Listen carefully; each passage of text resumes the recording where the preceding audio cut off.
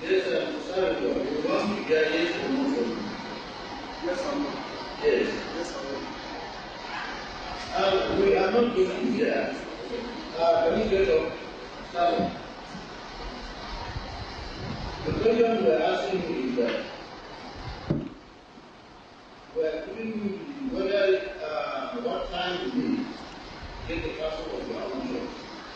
Ken's stance in relation to the tribunal was it was all a farce, it was all a fix, so he wasn't going to give evidence.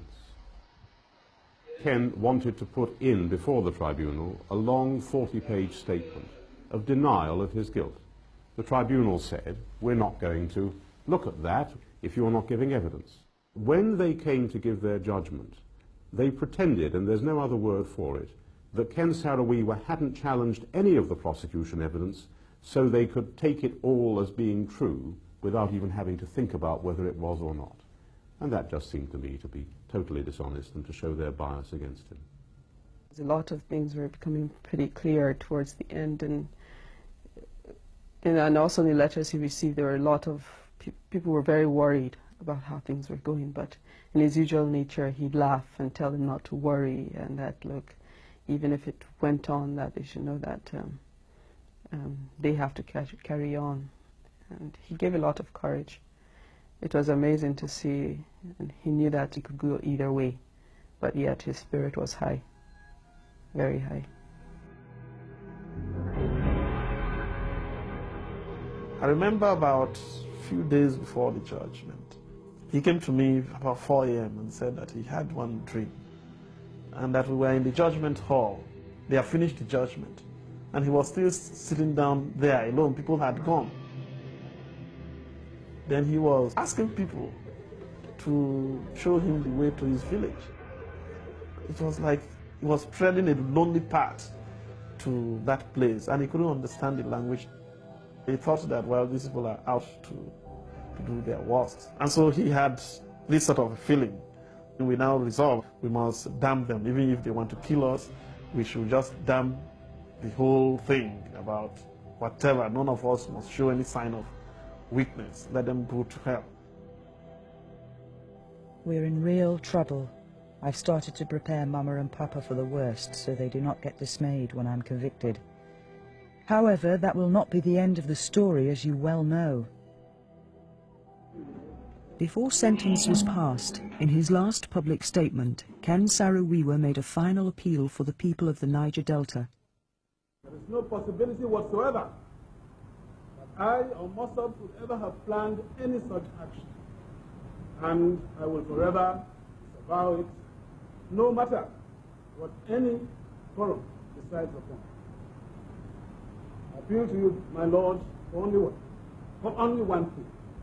The Ogoni people have suffered tremendously in this country. They have made tremendous contributions to this country. The Niger Delta itself is in serious trouble. We need every assistance that we can get.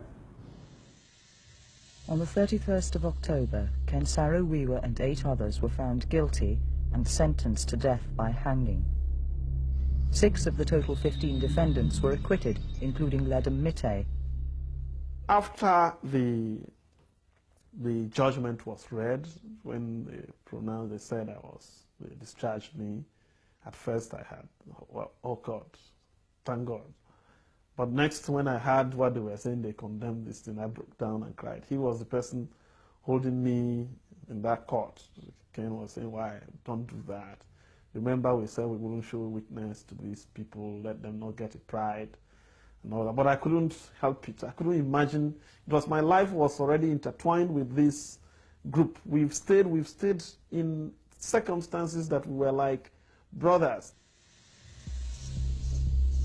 With the announcement of the death sentences, the story became international for the first time.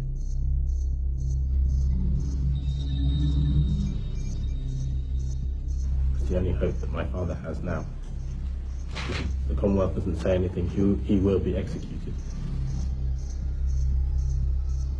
We went to the Commonwealth Conference because we felt that the Commonwealth had the authority and the standing to actually make a strong statement to prevent disaster happening. In a race against time, Ken Wiwa sought out President Nelson Mandela, who was seen as the most influential African figure at the conference. We did try to meet President Mandela because we felt he was one politician with the authority and the standing to say something, to intervene on my father's behalf and on behalf of all the other Ogonis. We tried to meet him and we didn't. I would rather leave by this task to people who are more experienced than myself and who have been busy with Nigeria all along. Mounting criticism greeted the Nigerian contingent on arrival in Auckland. Meanwhile, Commonwealth leaders took no action against Nigeria, who announced on the 8th of November that the death sentences were confirmed. I didn't have time to even consider on a personal level the implications of what was happening. I just had to digest the information and just respond to it in a way which would have the most impact, which would try to save his life. So, you know, I almost sort of blanked out the implications of hearing that the sentences had been confirmed.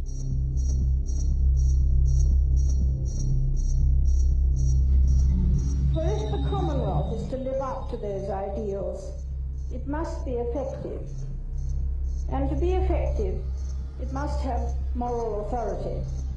But no one had reacted quickly enough.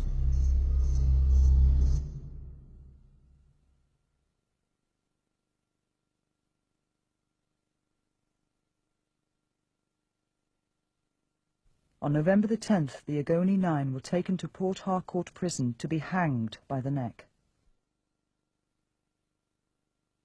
Ken Saro-Wiwa's last words were, "I never destroyed my people, but my people are killed. If it be that I can die to free my people, please my God, and the gods and soil of Ogoni land, allow me to die." In less than 2 hours, all the Ogoni 9 were dead. The bodies were dumped in this graveyard, where acid was poured over them to remove any trace of their existence. No one has been allowed to visit the graves. I was devastated. True. Totally. I just asked, where was God? How can you let an innocent man be killed in that sort of horrible manner?